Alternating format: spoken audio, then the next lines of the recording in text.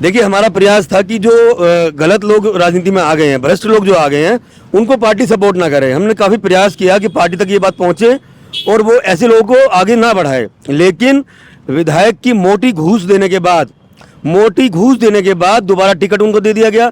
इससे ये बात सिद्ध हो जाती है कि न केवल विधायक बल्कि पूरी सरकार भ्रष्टाचार में लिप्त है। और अगर कोई भ्रष्टाचार कर रहा है तो उसको प्रमोट किया जा रहा है, उसको टिकट दिया जा रहा है और उसको जिताने के लिए अपील की जा रही है। ये दिल्ली के लिए बहुत दुर्भाग्यपूर्ण है। ये देखिए कितना बुरा हाल है, इतना पोल्यूशन का इतना बुरा हाल है। ये सड़क देखिए, बुराड़ी विधानसभा का ये हाल है कि पिछले 11 साल में अगर बुराड़ी को कुछ मिला है तो वो मिली है बदहाली, घटिया सीवर, गंदा पानी, पॉल्यूशन, भ्रष्टाचार। ये केवल बुराड़ी को मिल पाया और इसलिए बुराड़ी बहुत त्रस्त है। और उसके जो कार्यवाहक हैं वो वही लोग बन रहे हैं जो उनको लेके आए थे, वो है ऑटो वाले।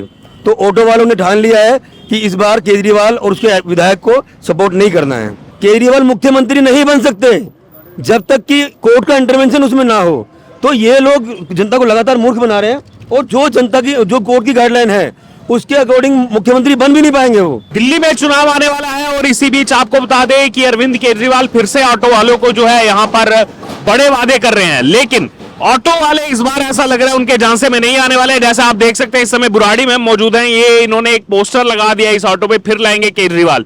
लेकिन देखिए अपने स्वाभिमान को यहां पर देखते हुए ऑटो वाले, हमने पहले भी आपको रिपोर्ट्स दिखाई कि पोस्टर फाड़ रहे हैं अरविंद केजरीवाल के जो ऑटो पर लगाए गए। इधर भी देख सकते हैं विधायक संजीव झा का फोटो है, फिर उसके बाद अरविंद केजरीवाल का फोटो, उसको मिटा दिया गया उसको। कहीं ना कहीं वो स्वाभिमान अब ऑटो वाले दिखा रहे हैं कि नहीं, इस बार इनके झांसे में नहीं आने वाले हैं। यहां पर भी आप देख सकते हैं कि आरओए लेकर के जा रहे हैं, जो कहते रहते हैं फ्री पानी, स्वच्छ पानी दिल्ली को दे रहे हैं। वो कैसा स्वच्छ पानी है वो लगातार आप रिपोर्ट्स भी देख रहे हैं। और अब यहां पर कहीं ना कहीं ये देख सकते हैं आप कि ऑटो वालों के दम पर अरविंद केजरीवाल ने जो सरकार बनाई थी, इस बार भी बड़े वादे उनको किए हैं। पिछले 12 सालों से हम देख रहे हैं वो वादे बड़े करते हैं, लेकिन अब तक ऑटो वालों के लिए किया कुछ नहीं है केजरीवाल ने। और इस बार भी कह दिया है 2500 रुपया एड्रेस का देंगे, 1 लाख रुपया बेटी की शादी का देंगे और कोचिंग के लिए पैसा देंगे। लेकिन सच्चाई क्या ऑटो वाले जान चुके हैं और इसीलिए अपने स्वाभिमान को इस बार जगाते हुए यहां पर आप देख सकते हैं कि वो किसी भी तरीके का प्रचार प्रसार उनका नहीं कर रहे हैं। तो देखिए बुराड़ी में हम मौजूद हैं और जैसा हमने आपको दिखाया कि इस बार ऑटो वाले भी झांसे में नहीं आ रहे हैं। और ये आरोप भी आप देख सकते हैं रखा हुआ है इन्होंने,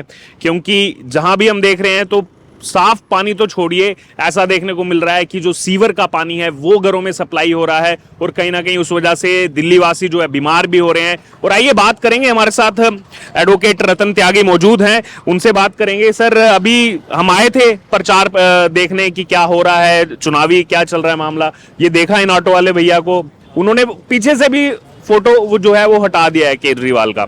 तो ये जिन ऑटो वालों के दम पे आए थे वो ऑटो वाले ही अब कहीं ना कहीं वो लग रहा है कि वो उस झांसे में नहीं आने वाले, बड़े बड़े वादे किए हैं केजरीवाल ने। देखिए, ये इत्तेफाक है कि जैसे ही हम लोग खड़े हुए ऑटो वाला अपने आप रुक गया। हाँ। कि भैया मेरी भी दर्द की कहानी सुन लो, और वो अपने आप रुक गया। उसने दिखाया कि हमने सारा जो भी उसके ऊपर जबरदस्ती उसके ऑटो पे जो पोस्टर लगाया गया उसको फाड़ दिया, उसको मुंह ढक दिया।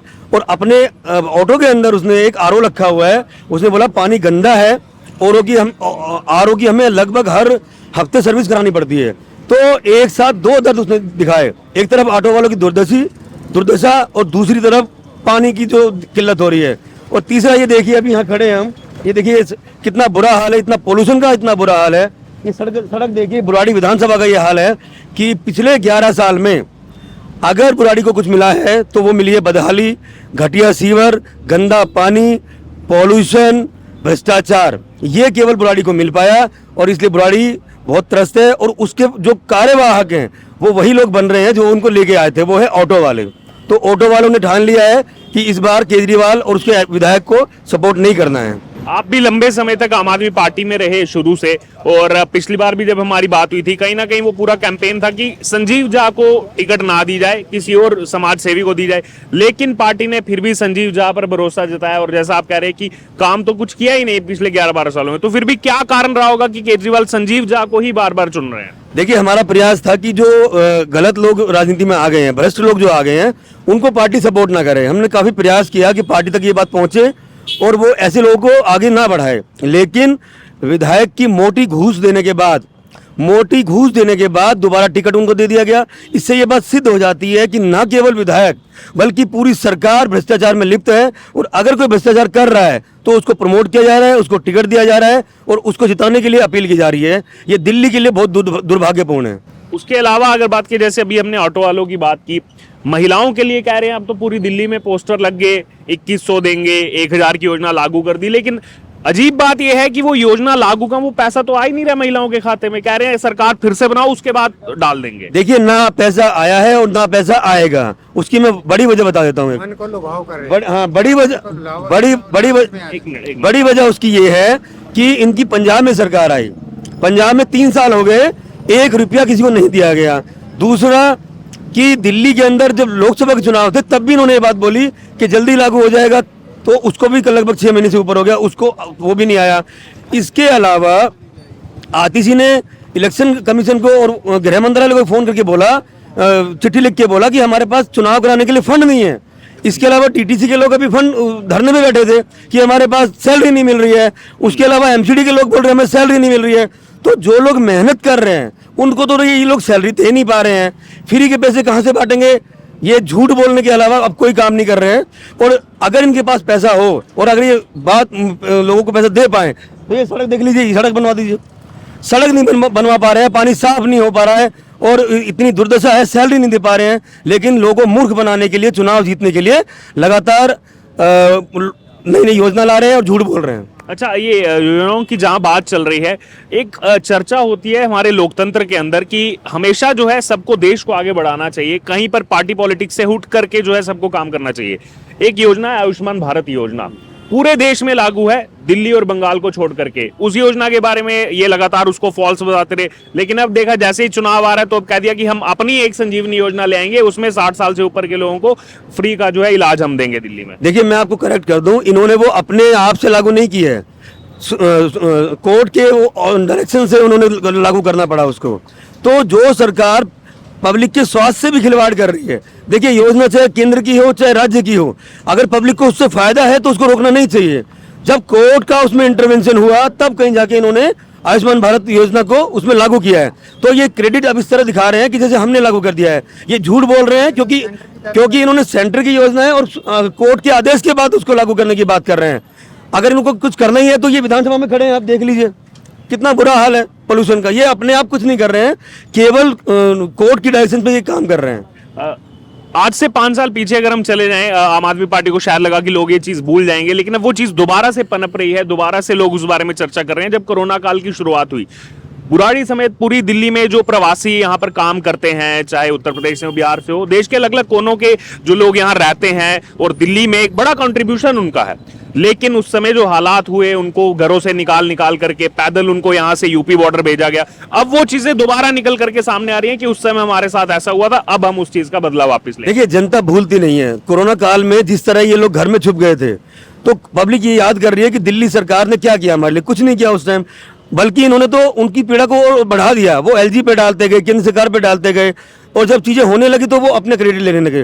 तो ये लोग बेसिकली क्या है कि ये लोग जिम्मेदार लोग नहीं हैं, अपनी जिम्मेदारी से हमेशा भागते रहते हैं और दूसरे को जिम्मेदार ठहराते हैं। अगर सही होता है तो इनका हुआ, गलत हुआ तो किसी और ने कर दिया। तो ये आरोप प्रत्यारोप की राजनीति में माहिर है और इसके अलावा कुछ नहीं कर पाते हैं। से लोग इस बारे में बात कर रहे हैं कि उस समय तो हमें ऐसी सिचुएशन थी, घर से बाहर निकलना मुश्किल था, लेकिन हमें यहाँ से पैदल इतने दूर हमें चलाया गया, फिर वहां से बसों का अरेंजमेंट आनंद विहार जो कि यूपी में पड़ता है वहां से हुआ, लेकिन दिल्ली में बहुत बुरे हालात हो। देखिए, दिल्ली में कुछ नहीं था। इवन मैं अभी की बता दूं आपको, अभी 2 से 3 महीने पहले इन्होंने मोहल्ला बस का उद्घाटन किया, उस पर लाखों रुपए प्रचार पे खर्च किए गए और मोहल्ला जो बस थी बंद कर दी गई। तो ये लोग दिल्ली का ट्रांसपोर्ट नहीं संभाल पा रहे हैं। उस टाइम जो पंजाब से, कोई बिहार से, कोई राजस्थान से थे, उनको लिए क्या कर पाते? जब ये अब सब कुछ ठीक है तब भी नहीं कर पा रहे हैं। मोहल्ला बस इन्होंने लागू करी, चलाई, 1 महीने में बंद कर दी।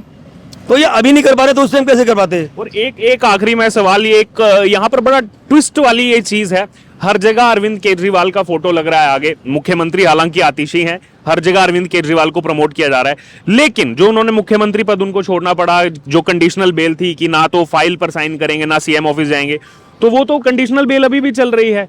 मान लीजिए कल को अगर इनके विधायक जीत जाते हैं, 35 से ज्यादा नंबर आ जाता है, तो अरविंद केजरीवाल तो फिर भी अगर सीएम बनना चाहें भी तो वो राइट्स को यूज ही नहीं कर सकते। देखिए, आपने बिल्कुल सही मुद्दा उठाया है। ये लोग मतलब जनता इस बात को नहीं समझ रही है कि जो सुप्रीम कोर्ट की गाइडलाइन है वो अभी हटी नहीं है।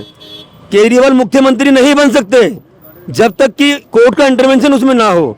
तो ये लोग जनता को लगातार मूर्ख बना रहे हैं, और जो जनता की जो कोर्ट की गाइडलाइन है उसके अकॉर्डिंग मुख्यमंत्री बन भी नहीं पाएंगे वो। तो ये पहले तो पब्लिक को झूठ बोलना बंद करें कि केजरीवाल मुख्यमंत्री बनने वाले हैं। ऐसा कुछ नहीं होने वाला। कोर्ट की बिल्कुल सिंपल और बिल्कुल सीधे सीधे डायरेक्शन है कि आपको जो गाइडलाइन इम्पोज की गई है उसके अनुसार आप मुख्यमंत्री बन ही नहीं पाएंगे। क्योंकि ना फाइल पर साइन कर पाएंगे ना सीएम। कोई पावर नहीं है उसको, कोई पावर नहीं है अभी। तो उसके दबाव में इनको मुख्यमंत्री से इस्तीफा देना पड़ा। उस बात को क्यों भूल जा रहे हैं ये लोग। ठीक, तो ये आपने सुना हमारे साथ रतन त्यागी जी को। हम आए थे कवरेज करने और देखा कि ऑटो वाले जो हैं, पोस्टर लगा है केजरीवाल का, संजीव झा का, लेकिन उसको खुद ही उन्होंने जो है मिटाया हुआ है और कहा है कि अब जितने भी वादे कर ले अब हम इनके झांसे में नहीं आने वाले हैं। हम अपने स्वाभिमान से इस बार जो है किसी भी तरीके का यहाँ पर कोई भी कुताही उसमें जो है नहीं बरतेंगे। हमारा स्वाभिमान जो है वो सबसे आगे है।